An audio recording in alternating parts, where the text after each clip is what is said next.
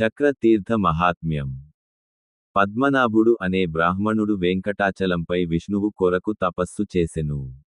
తన తపస్సుకు మెచ్చి విష్ణువు దర్శనమిచ్చినప్పుడు పద్మనాభుడు తనకు ముక్తిని ప్రసాదించమని కోరగా, విష్ణువు, నీవు ఇక్కడే ఈ తీర్థంలో స్నానం చేస్తూ నా భక్తిని సాధన చేయుము. నీకు ముక్తి లభించును, అని వరం ఇచ్చి అంతర్ధానమయ్యెను. పద్మనాభుడు విష్ణువు ఆజ్ఞ మేరకు అక్కడే ఉండి తపస్సు చేస్తుండెను.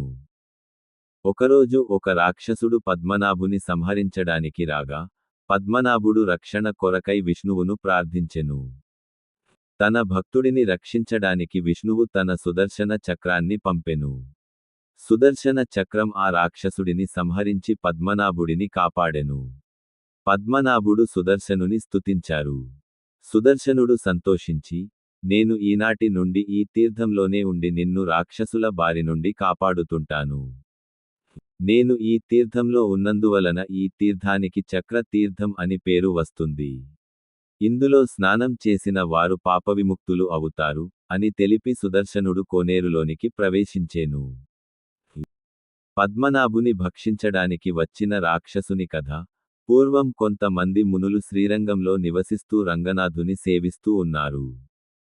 ఒకరోజు వశిష్ఠ మునితో కలిసి మునులందరూ మధ్యాహ్నం కావేరి నది స్నానానికి వెళ్లారు. ఆ సమయానికి సుందరుడు అనే గంధర్వుడు తన భార్యలతో కావేరి నదిలో నగ్నంగా స్నానం చేస్తున్నాడు.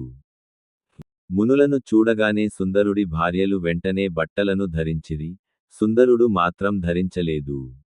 వశిష్ఠ ముని సుందరునితో, మమ్మల్ని చూసి కూడా దుస్తులను ధరించలేదు గనుక నీవు రాక్షసుడవు కమ్మని శపించెను.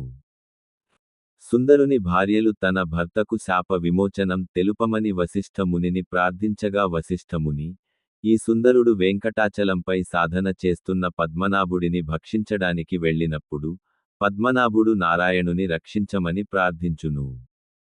అప్పుడు నారాయణుడు పంపిన సుదర్శన చక్రంతో, ఈ సుందరుడు మరణించి శాపవిమోచనం పొందుతాడు, అని తెలిపెను. సుందరుడు పద్మనాభునికి మరియు సుదర్శనునికి తన శాపం గురించి తెలిపి, వారికి ప్రణామాలు చేసి తన లోకానికి వెళ్ళేను. ఈ చక్రతీర్థం వెంకటేశ్వర స్వామి మందిరం నుండి 4 కిలోమీటర్ల దూరంలో ఉన్నది.